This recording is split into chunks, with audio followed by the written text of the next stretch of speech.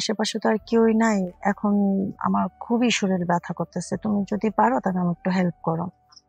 তখন বলছে, জি ম্যাডাম, আপনি যদি বলেন ঠিক আছে। তারপর আমার সমস্ত শরীর একদিন ম্যাসেজ করে দেয়।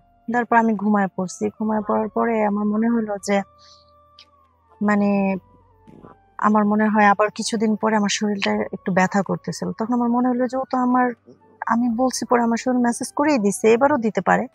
পরে ওর আমি একদিন রুমে ডাকি। ডাকি পরে ও বলে, ঠিক আছে ম্যাডাম, আপনি বললে আমি শরীরে করে দেব। পরে আমার শরীর মেসেজ করে দেয়। কিন্তু এরকম ওর দিকে তাকায় থাকতে থাকতে না আমার ওরে ভালো লেগে যায়। তখন আমার ইচ্ছে করতেছিল যে আমিও ওর কাছ থেকে হয়তো বা কোনো কিছু মানে চাইলে পাবো।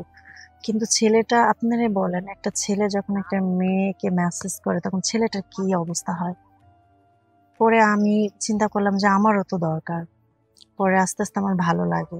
ভালো লাগা হওয়ার পরে ওর সাথে আমি কথা বলি যে, দেখো, তোমার স্যার তো বাসায় থাকে না, আমার তো এরকম এরকম সমস্যা হয়, তো তুমি যদি পারো আমাকে একটু সময় দিবা। আর রাতে তো আর সবাই থাকে না, তখন আমি তোমাকে বলবো, তুমি চলে আসবা। তখন ও প্রথমে রাজি হচ্ছিল না, পরে রাজি হচ্ছে যে তোমাকে ভালোবাসে। তারপরে আল্লাহ, ও প্রায় এরকম দুই একবার আমাকে রাতে সময় দিত।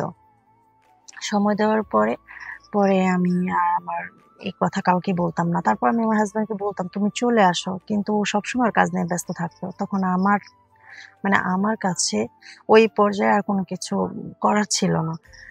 আমি তখন কি করলাম, যে এখন আর ওরে ভাল লাগতেছে না।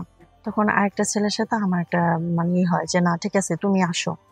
তখন এরকম করে প্রায় ৬ জন কাজের লোক ছিল, ছেলে বাগানে কাজ করত। একদিন একদিন করে আমি সবার সাথে মেলামেশা করি।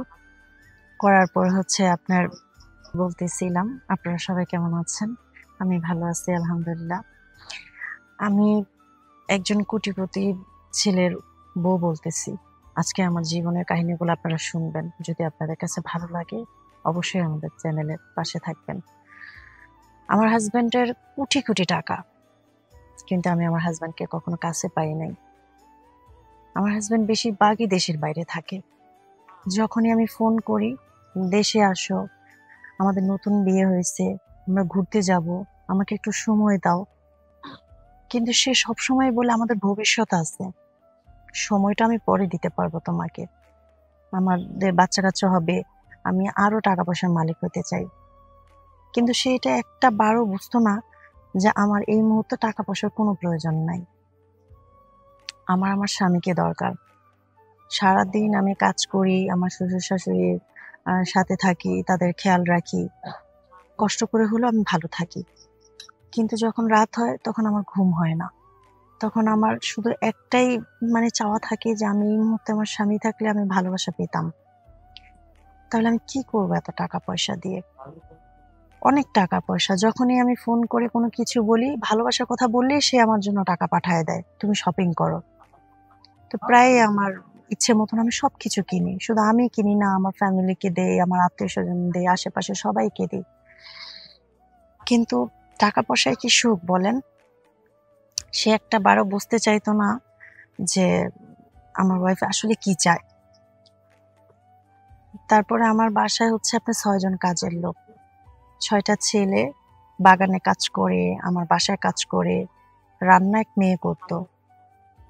তো আমি সবসময় দেখতাম যে তারা আমার আশেপাশে ঘুরঘুর করতো, আমাকে জিজ্ঞেস করতো, ম্যাডাম আপনার কি লাগবে? আপনার যদি কিছু লাগে অবশ্যই আমাদের বলবেন। কারণ আমার আমাদের কাছে ফোন দেয়, স্যার বলে তোমার ম্যাডামের যা লাগবে তাই এনে দিবা। এখন আপনি বললেই আমরা এনে দিতে পারি। তখন আমি বলছি, না কিচ্ছু লাগবে না, যাও, আমার এখন কিছুই ভালো লাগে না।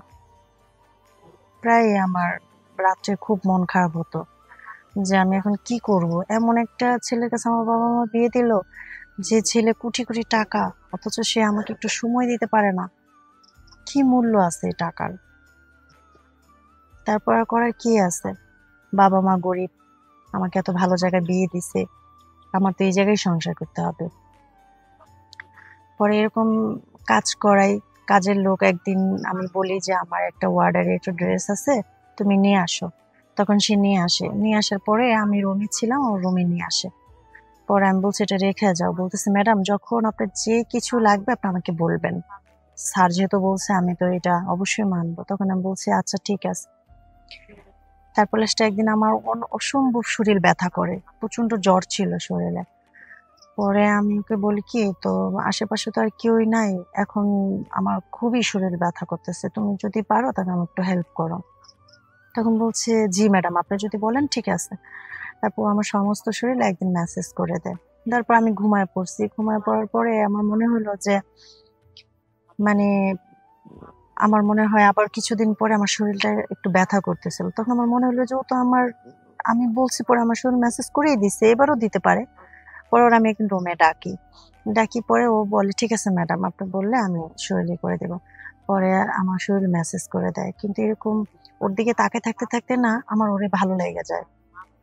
তখন আমার ইচ্ছে করতেছিল যে আমি ওর কাছ থেকে হয়তো বা কোনো কিছু মানে চাইলে পাবো। কিন্তু ছেলেটা, আপনারাই বলেন, একটা ছেলে যখন একটা মেয়েকে মেসেজ করে তখন ছেলেটার কি অবস্থা হয়। পরে আমি চিন্তা করলাম যে আমারও তো দরকার। পরে আস্তে আস্তে আমার ভালো লাগে, ভালো লাগা হওয়ার পরে ওর সাথে আমি কথা বলি যে দেখো, তোমার স্যার তো বাসায় থাকে না, আমার তো এরকম এরকম সমস্যা হয়, তো তুমি যদি পারো আমাকে একটু সময় দিবা, আর রাতে তো আর সবাই থাকে না, তখন আমি তোমাকে বলবো তুমি চলে আসবা।